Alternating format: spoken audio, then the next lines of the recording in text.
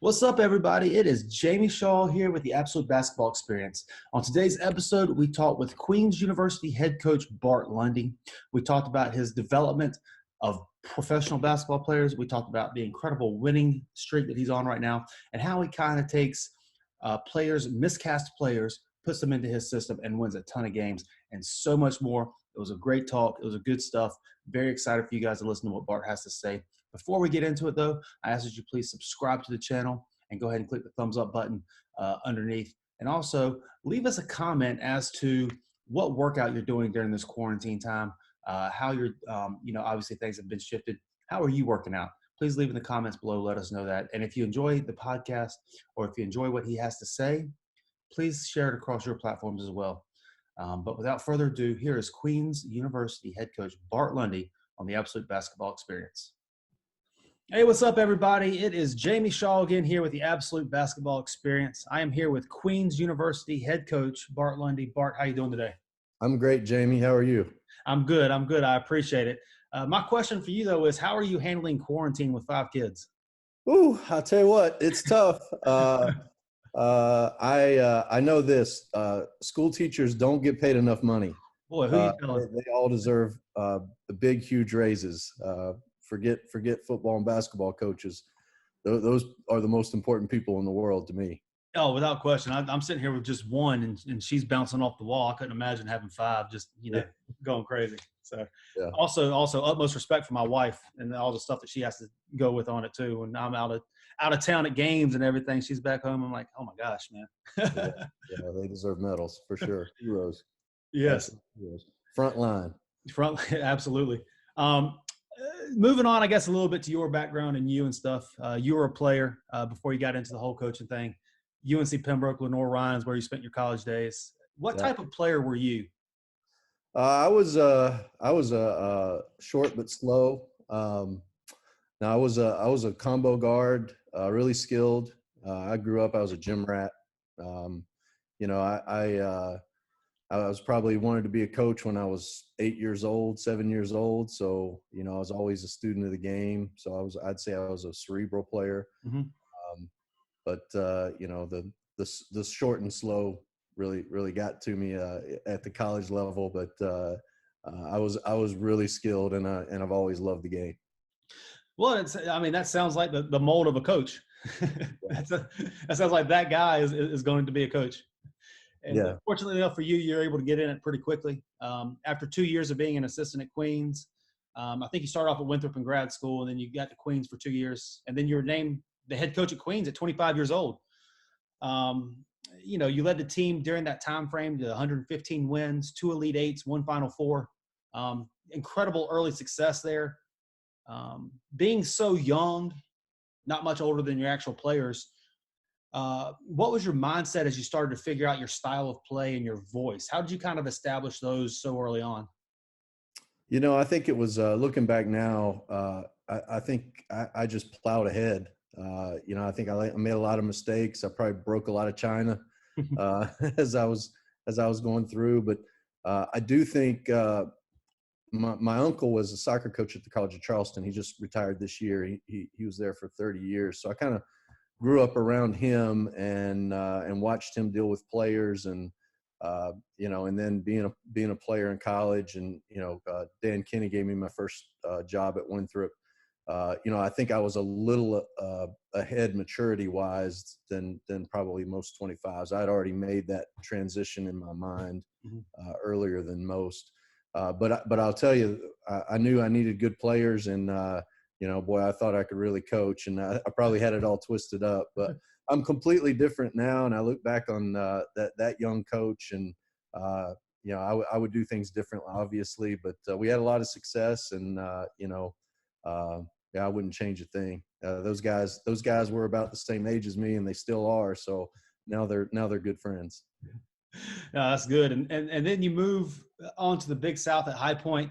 You spent 6 seasons there with 4 winning records, 96 overall wins, which is the most at that time in High Point history as a Division I program. I think 5th most in the Big South I saw. What would you say the biggest difference is between the South Atlantic Conference and the Big South? There's really not much as far as the basketball. I think for me, I probably was a little ill prepared for all the other stuff that went in to Division One, how hard the scheduling is, how much resources matter. At that time, High Point was run by a president who was a former minister, and it was run like a church.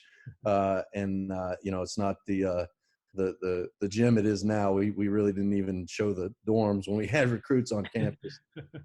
Now it's Disney, but Beautiful. yeah. But it was difficult. We had a lot of success, especially early. We went my first year I took over a program that had won 5 or 6 games the year before, and we won 19 that first year. So maybe a little bit of victim of my own success early. And I was only 31 years old, and so again, you look back, and if I knew what I know now, you're a different coach. But it was a great time. It was a great learning experience. I was there for 6 years, and I think every situation in your life teaches you and grows you up, and that definitely grew me up. Well, during that time coming in, I mean, you're the second youngest coach in Division One basketball at Mm-hmm. 31. You won your first year. You won, new coming coach of the year award and all that kind of stuff. And you moved on after that with Buzz Williams at Marquette from '09 to 12. Y'all made 3 NCAA tournaments. You made 2 Sweet 16s, produced Jay Crowder, Jimmy Butler. What was it like coaching with Buzz Williams? Well, I tell people that my 3 years at Marquette were like a PhD in basketball. Buzz is ultra organized. He really hadn't been a head coach for very long at that time Mm-hmm. himself. I think I came in, it was his 3rd year as a head coach. But the league then, to put it into context, it was so good that Connecticut was 10th in the regular season, Mm-hmm. and won the Big East tournament, and then won the NCAA tournament. We had 10 teams get it from the league, get into the NCAA tournament, and they were the 10th team, and they won the whole thing. So that shows you how tough. So many Hall of Famers. Back then the league's not what it was then now, but it was unbelievable. And coaching guys like Jimmy Butler and Jay Crowder, North Carolina guy like DJO, Darius Johnson Odom, you might remember that name. Wakefield High School. Yeah. Dwight Bikes, just down the line, and and then being with Buzz and learning. I hadn't been an assistant for very long, so being an assistant again, though it was tough to transition from calling your own shots to taking orders. Mm-hmm. I think that's always tough. But boy, what I learned from Buzz, it really was a PhD in basketball. And I guess kind of to that point, you've already at this point in time amassed 211 wins as a head coach. How did coaching with Buzz Williams at that level help you mold and progress your style and voice as a coach?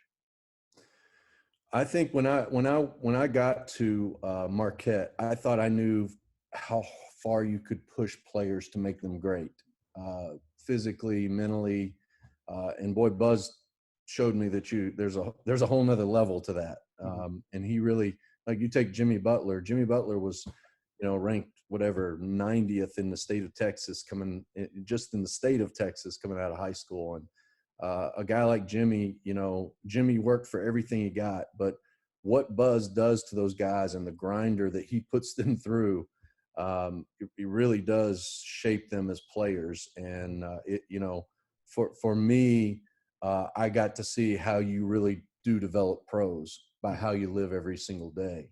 And if there was one thing I take from Marquette, that would be the one takeaway above all else. Now, there was a lot of basketball stuff. When you're playing against Syracuse, you learn a lot about the 2-3 zone. When you're playing against Bob Huggins, you learn a lot about how to take pressure defense, and how to be physical and win games in that style. So there were a lot of basketball things, but how the grinder and how to make guys pros, that's number one. And after that, you had a quick 2-year stint at North Texas, and then you came back for your second stint at Queens. The last few years, you've gone for 25, 30, 32, 31 wins. This past year, you 24 wins in a shortened season due to coronavirus and stuff. How is this run now different from your first? Oh, I think it's completely different. I think my first time being 25-year-old head coach, I thought I had all the answers. I'm going, I want to go Division I. I want to be this. I want to be that. Now I'm where I want to be. And I tell people I'm a part of the past at Queens. I'm a part of the present and hopefully part of the future. And in college athletics, that's really rare. It's really rare. And Queens is such a great place, and I live in such a good area. I mean, I look out this window and I got to pinch myself. I'm just a guy from the mountains in Virginia. And where I live and where I go to work every day is fantastic. So it's completely different how I approach things. To me, the wins are always important because you need your job, but it's about our guys. It's about their development. It's about being a part of their lives. And it's about, their experience and what I can do as the head coach to make that the best it can possibly be. I don't think as a young coach that I was thinking that way or that young coaches think that way. You want to win and you want to move and you want to do all these things. And I'm in a different place now. Sure. And I want to jump into still talk a little bit about the facilities and all that kind of stuff. Queens has a reputation of having beautiful facilities in a beautiful location. Um, Expand on that a little bit, the type of facilities you have, and also talk about how much of an advantage it is or how good that is, how eye-opening it is once recruits get on and see it and all that stuff.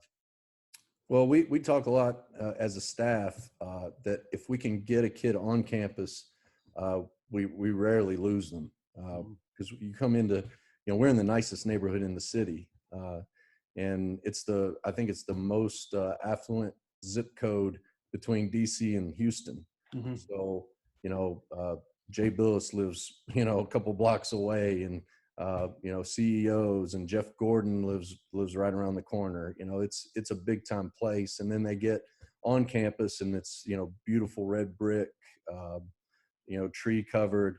You wouldn't know that we're half a mile from Uptown. Right there, we can throw a rock to where the Hornets and the Panthers play. Mm-hmm. And then you come into our facility and it's, not only is it a great arena and it's the perfect size and it's clean and it's beautiful, but it's so functional. We have these 70-foot walls that we can put up. So we can really have 3 practices, 3 different teams, and you can't hear a ball bounce on the other side. So it's really amazing. So our guys can always get shots. They've got 24-hour access. There can be volleyball practice, and it's almost like we have our own practice gym as well as a nice arena. So the function of our facility is pretty amazing and really does help our guys develop. And looking at your roster, just all the success that you have, it seems to be that you have a roster full of guys that maybe other people didn't necessarily want or saw flaws in. I don't want to call it a band of misfits, but I like that. You seem to thrive in finding these players and putting them into what you do and having great success with it. What is it? What's the common thread or common bond between these players that you look for when you're recruiting them? Well, I think when I first got back, we had to, really worry about just talent because we had to. I think when you take over a program, you want to have a good jump start. And I took over in July. They had graduated a really good class the year before, but there weren't many players coming back, and I think there were 8 guys on the roster. So we had to quickly throw in some 1-year guys and, hold on for dear life. We won 14 that first year, but it was enough to get it going. And as we've had more success, we've been able to be more picky with who we take. And I think number one, we recruit winners. I think over my years, I've learned that if you get guys who've won, whether it's high school or junior college or, whatever it is, they've tasted it and they know what it's about. And usually they come from programs where they've been really coached. So we put a premium on guys that come from winning programs. And then character for me, you want to get talented guys, but you want guys with character. A guy like Kenny Dye, well, you can win with a guy like that because he's going to bring it every single day. He's the same guy every day. And, you can look and evaluate his talent as this or that. But when you got a guy that brings it like that every day, he's going to get better and he's going to make people around him better. Absolutely. And just now, you had another signing day come, you had another class that's coming in. What are you bringing into the program, and what can people expect that you added on to this year's class? Well, we signed two early. Caleb Matthews, who you know well, who's an absolute unbelievable kid and really good player. We signed a junior college kid named Malcolm Stevenson. Malcolm is ultra athletic. He's a kid that has had was out of school for a year, and that kind of screwed his clock up. Mm-hmm. And he's a top 30 junior college player in the country. Super athletic, great kid. Really fits our program. And then we just signed Stephen Miner, who you guys you'll know well. Trying to think who else. We just signed a bunch. Yeah. Got a shooting guard, Eric Pratt from Florida. We signed just got Keelan Penny, who's a junior college player from Texas, Mm-hmm. Who's a wonderful kid and a great player. Leaving somebody out. But we like what we've got. We still need one more, so we're working on that. Yeah, so not, as the class as a whole, not necessarily individual pieces, but the class as a whole, what are they bringing into the program?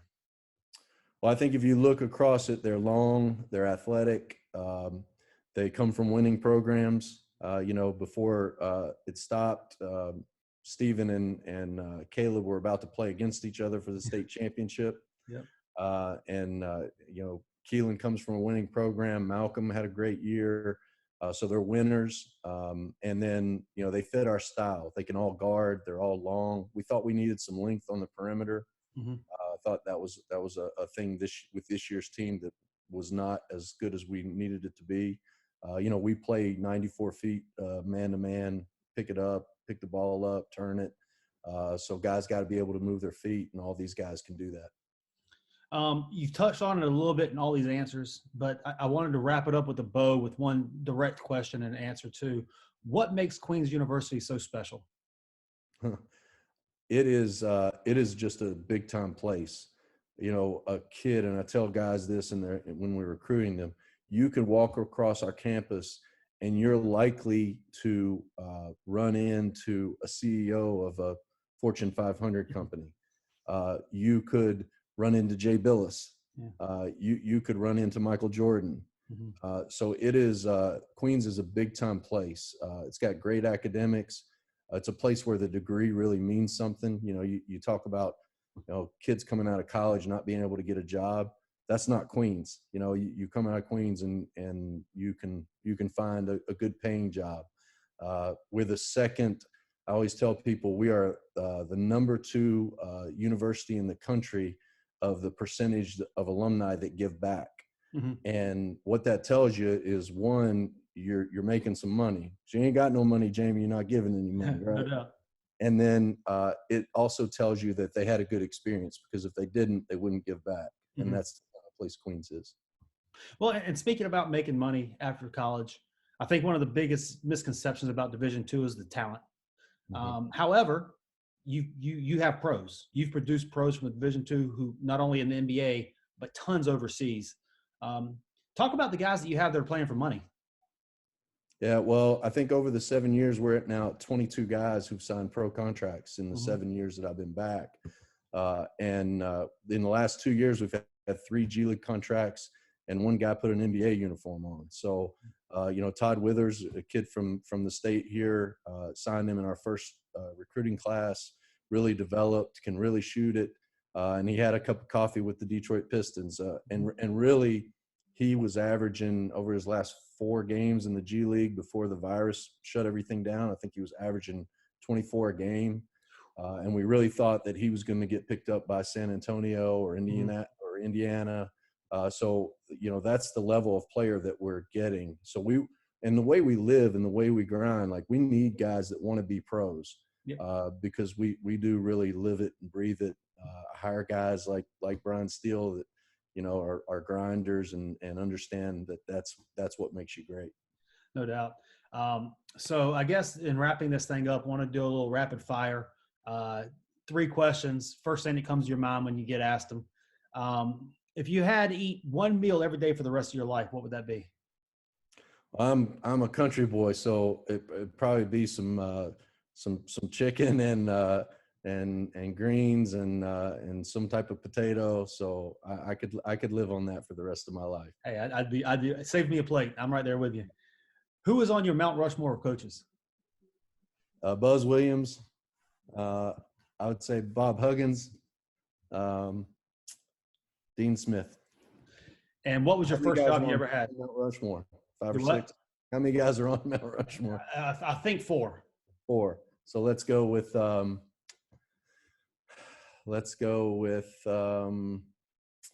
Wooden. Hey, that's 4 good ones. What was your first job you ever had? First, I grew up in a grocery store. My dad went from a bagger to a manager. So I learned early that you stock with 2 hands. And so that would definitely, I don't know if I got paid. It was probably child labor, but every Sunday morning, before we went to church, that was where I went to the grocery store with my dad. That's awesome. That's awesome. Wrapping things up here, Bart, is there anything you'd like to leave the people, the fans, anybody watching, anything you'd like to leave them with? Yeah, I think Division II basketball has taken a little bit of a hit with not having as many fans. I think low Division I basketball as well. I don't think there is a substitute for seeing a game live, especially in a place where you can get close to the court. Mm-hmm. We have an unbelievable place to watch college basketball. We do get great crowds, but I think people miss the boat on that. You can go – if you can go to a Duke game, hey, have at it. But if you can go to a North Carolina Central game, you're going to love it. If you can go to an Elon game, you're going to love it. And boy, if you want to come to Uptown Charlotte, we've got a great place to see a game. I agree with all that. I've been to games this year actually at all of those places you mentioned, and they were unbelievable atmospheres and stuff, and very welcoming coaches and great teams and great games and all that stuff. So I agree. Yeah, awesome. But wrapping everything up here, guys, I'd like to thank y'all for tuning in. I'm Jamie Shaw with the Absolute Basketball Experience for Bart Lundy. Thank you guys very much. Thanks. And there you have it, our talk with Queens University head coach Bart Lundy on the Absolute Basketball Experience. Really good, really great insight. Somebody who's coached at it successfully at every single level, put players into the next league, all that kind of stuff. Great stuff. Thank you, Bart, for joining us. If you haven't already, make sure that you subscribe to the channel, give it a thumbs up. And if you enjoyed the interview, please share it across your platforms. We'd love for everybody to hear what Bart has to say. But in the meantime, we look forward to seeing you guys next time. Thank you very much. Thank you to Bart Lundy. I'm Jamie Shaw, the Absolute Basketball Experience.